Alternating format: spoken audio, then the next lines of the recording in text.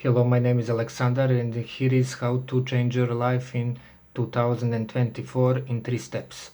First step, start a YouTube channel, upload as frequently as you can, choose your niche, make money. Second step is to invest money that you earned from your YouTube channel.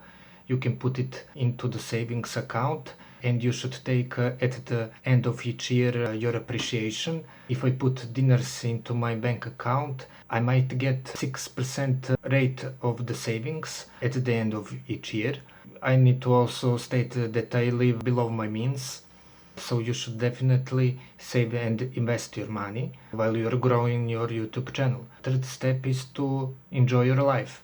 You can be happy even if you are earning less at this point, because you know that you are on the right track and that you are taking right steps to change your life. As time goes by, you will earn more and more, and you will be even more happier.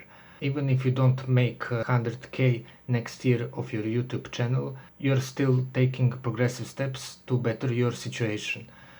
Thank you.